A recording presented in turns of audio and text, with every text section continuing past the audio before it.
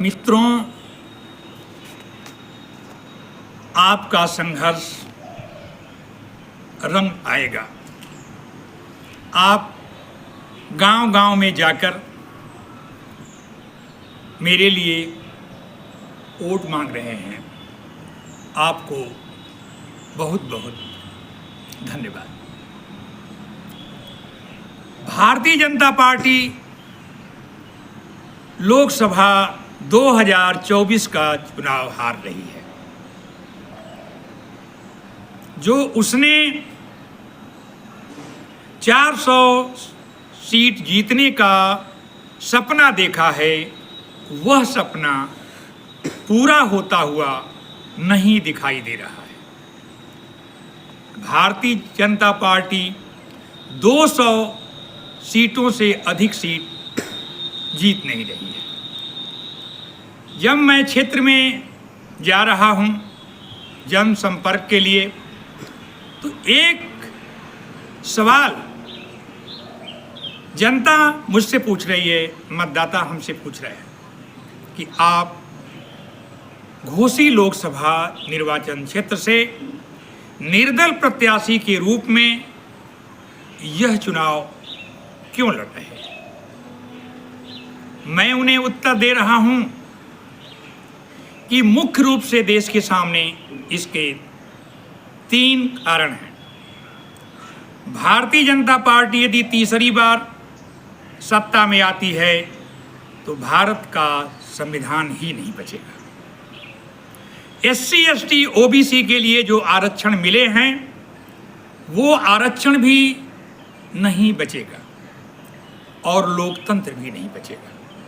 2024 का चुनाव के बाद 2029 में हो सकता है कि विपक्ष के सारे नेताओं को जेल में डाल दिया जाए, इमरजेंसी लागू की जाए, मीसा लागू किया जाए और तानाशाही की सरकार भारतीय जनता पार्टी दिल्ली में रख सकती है। अभी आप देख रहे हैं कि जो भी विपक्ष के लोग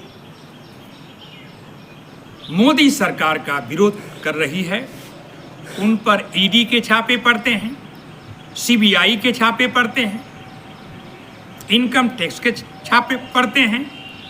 2 मुख्यमंत्री जेल में हैं। झारखंड का मुख्यमंत्री जेल में है, दिल्ली के मुख्यमंत्री जेल में है। तो ये एक तरह से लोकतंत्र और भारत के संविधान को खत्म करने की ओर ये सरकार बढ़ रही है। इसलिए घोसी लोकसभा के मतदाताओं के साथ साथ मैं भारत के मतदाताओं से हाथ जोड़ करके निवेदन करता हूं कि भारतीय जनता पार्टी को हरा दीजिए और लोकतंत्र, संविधान, आरक्षण को बचा लीजिए।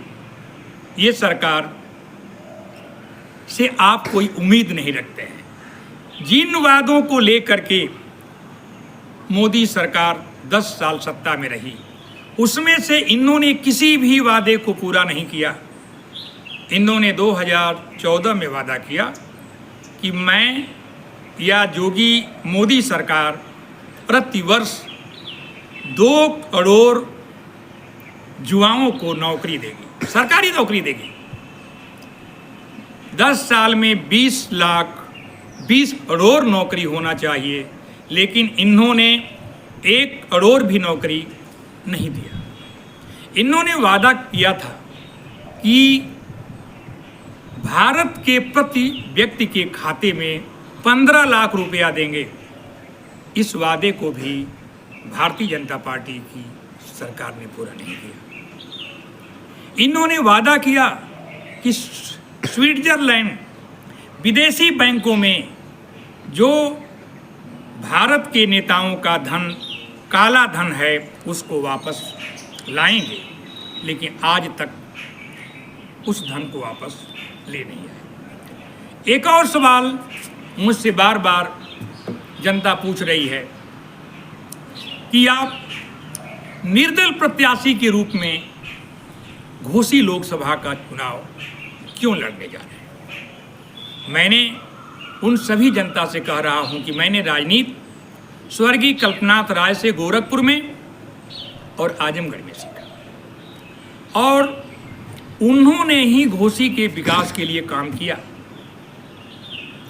अभी जो कलेक्ट्रेट की बिल्डिंग मऊ, तहसील की बिल्डिंग, दीवानी न्यायालय की बिल्डिंग, जेल, 3 ओवरब्रिज जो आपके मऊ में दिखाई दे रहे हैं, रोडों का जो जाल है, ये सारा काम स्वर्गीय कल्पनाथ राय ने किया। उनके मरने के बाद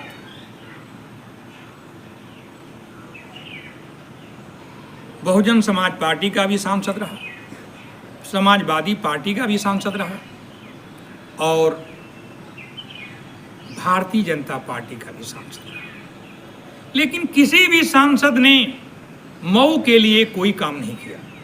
मैं आपसे वादा करता हूं, अपने कार्यकर्ताओं से, समर्थकों से, मतदाताओं से भी, कि यदि मैं घोसी लोकसभा का चुनाव जीतता हूं तो मऊ में हवाई अड्डे बनवाऊंगा, मेडिकल कॉलेज की स्थापना होगी, इंजीनियरिंग कॉलेज की स्थापना होगी, स्पोर्ट्स कॉलेज बनेंगे और जो काम स्वर्गीय कल्पनाथ राय के बाद अधूरे रह गए, उन सारे कामों को मैं पूरा करने की कोशिश करूंगा।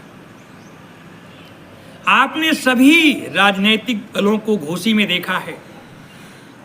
मैं भारतीय रेल में कार्यरत था, 2020 में सेवानिवृत्त हुआ। सेवानिवृत्त होने के बाद अधिकांश रेल के अफसर शहरों में रहते हैं, दिल्ली में, लखनऊ में, वाराणसी में, लेकिन मैं शहरों में काम किया, बेंगलोर में, चेन्नई में, कोलकाता में काम किया। लेकिन सेवानिवृत्त होने के बाद मऊ जिला घोसी निर्वाचन क्षेत्र के रणवीर